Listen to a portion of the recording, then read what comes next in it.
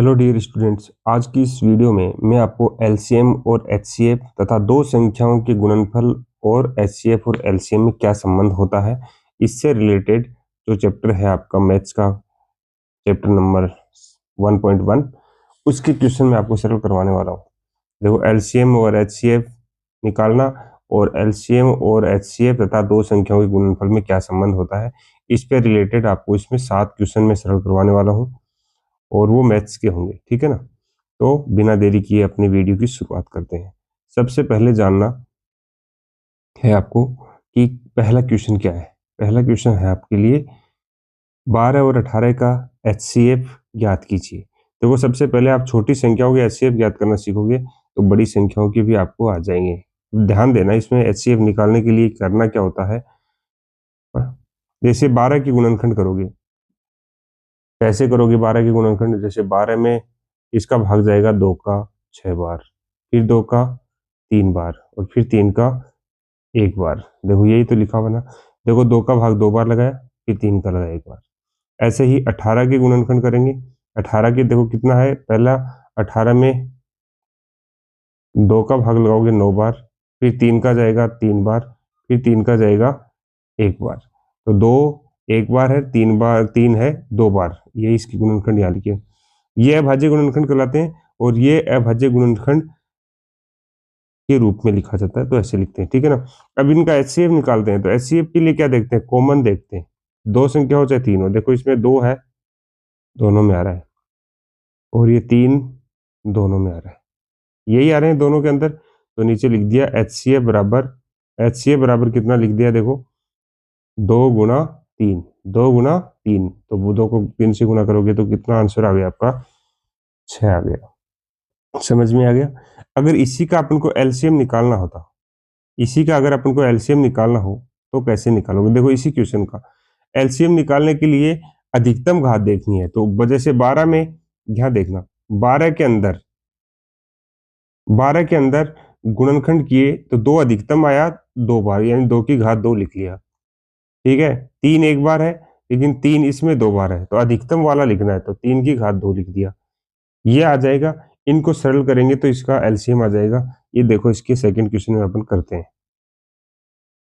यही संख्या है, 12 और 18 का एलसीएम ज्ञात कीजिए। तो एलसीएम निकालने के लिए मैंने अभी आपको संख्या लिख के दिखाई है कि 2 की पावर 2 लिखी जाएगी, 3 की पावर 2 लिखी जाएगी, और इसको गुणा करेंगे तो कितना आएगा? 36। सरल कैसे करोगे? 2 की पावर 2 का मतलब होता है 2 को 2 बार गुणा में लिख दो, और 3 की पावर 2 का मतलब है 3 को भी गुणा में कितनी बार लिखोगे? 2 बार। अब इनका गुणा करोगे तो 36 आएगा। देखो, 3 का 3 से गुणा करोगे 9, 9 का 2 से गुणा करोगे 18, 18 का 2 से गुणा करोगे तो आपका 36 आंसर आ जाएगा। समझ में आ रहा है आपको? अगर समझ में आ रहा है तो लाइक का बटन जरूर प्रेस करें। फिर आता है क्वेश्चन नंबर 3। क्वेश्चन नंबर 3 में आपको 30, 20 और 50, 20, 30 और 50, इन तीनों का क्या निकालना है? एचसीएफ निकालना है। तो इन तीनों का एचसीएफ निकालने के लिए सबसे पहले क्या करना है आपको? सबसे पहले इनके अभाज्य गुणनखंड करने होंगे। अभाज्य गुणनखंड करने होंगे, 20 के कर लिए, 30 के और 50 के, और फिर इसमें कॉमन देखना है। तो एचसीएफ आपको दिख रहा होगा 10 आ गया। अब ये 10 आया कैसे, ये करके देखना आपको प्रैक्टिकली। ठीक है ना। जैसे 20 है, इसमें किसका भाग जाएगा? देखो, 2 की पावर 2 लगाओ ना, इसका मतलब 2 का भाग है वो 2 बार लगाया, 2 का भाग 20 में लगाया 10 बार गया, फिर 2 का भाग लगाया 5 बार गया, फिर 5 का लगाया 1 बार गया, यानी 2 2 बार है, 5 1 बार है, ये घात ले कहलाती है। ऐसे ही फिर 30 के करेंगे। 30 में देखो 2 का भाग लगाएंगे 15 बार जाएगा, फिर 3 का लगाएंगे 5 बार, और फिर 5 का लगाएंगे 1 बार। ऐसे ही 50 के करेंगे, 2 का भाग लगाएंगे 25 बार जाएगा, 25 में 5 का भाग जाएगा 5 बार, फिर 5 का जाएगा 1 बार। तो यहाँ देखो लिखा हुआ 2 1 बार है, गुणा 5 की घात 2, यानी 5 2 बार है। ठीक है। अब इसका जैसे एचसीएफ निकालेंगे अपन, एचसीएफ के लिए कॉमन देखना। देखो, यहाँ 2 की पावर 2, यानी 2 2 बार आ रहा है, लेकिन नीचे वाले में तो 2 1 बार ही आ रहा है, तो 1 बार तो दोनों में कॉमन आ गया ना, 1 बार लिख लो नीचे। फिर ऐसे ही देखो, 5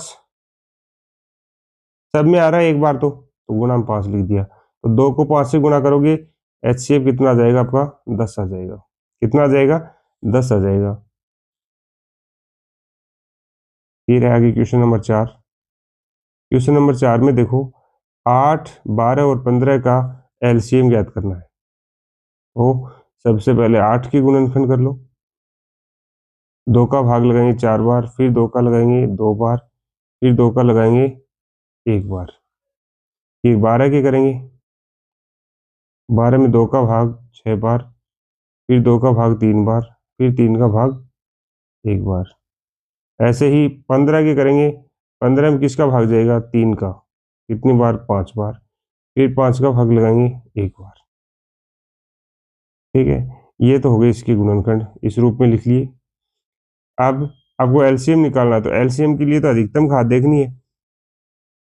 तो देखो 2 की अधिकतम घात यहाँ 3 है, यहाँ 2 है, इसमें है नहीं, तो 2 की घात 3 लिखेंगे, गुणा 3, देखो 3 इसमें भी 1 बार है, इसमें भी 1 बार है, तो गुणा 3, और 5 भी 1 बार ही है, तो 5। तो 2 की पावर 3 कितना होता है 8 होता है। 8 को 3 से गुणा करोगे 24, और 24 को 5 से गुणा करोगे तो कितना आएगा 120 आंसर आ जाएगा। कितना आ जाएगा 120 आंसर आएगा। कितना आएगा 120 आंसर आएगा। आपका एलसीएम कितना आएगा 120 आएगा।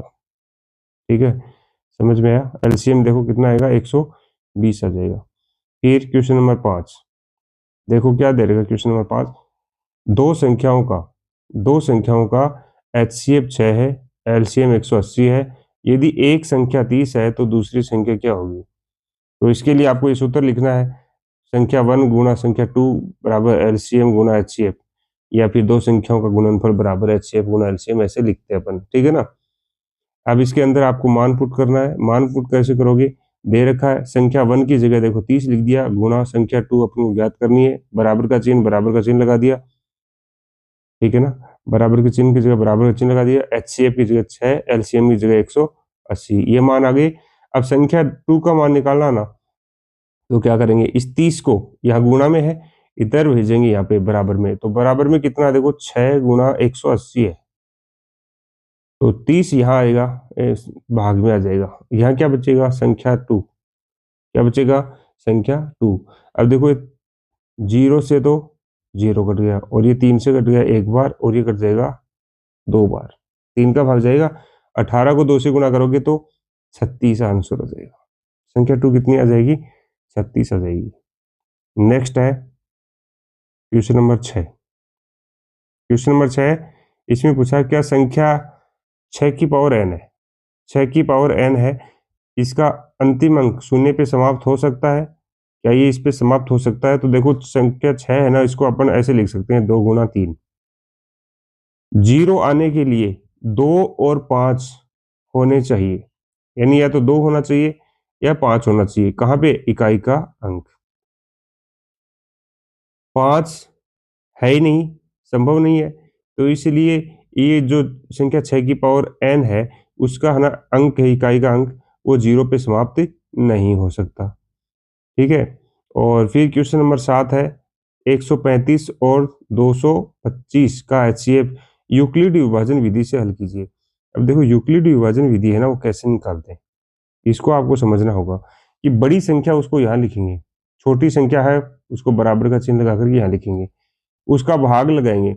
जैसे 135 का 225 में भाग लगाएंगे तो 1 बार जाएगा, तो गुणा में अपन ने यहाँ पे 1 लिख दिया, प्लस शेष पर 90 बचा, यहाँ लिख दिया।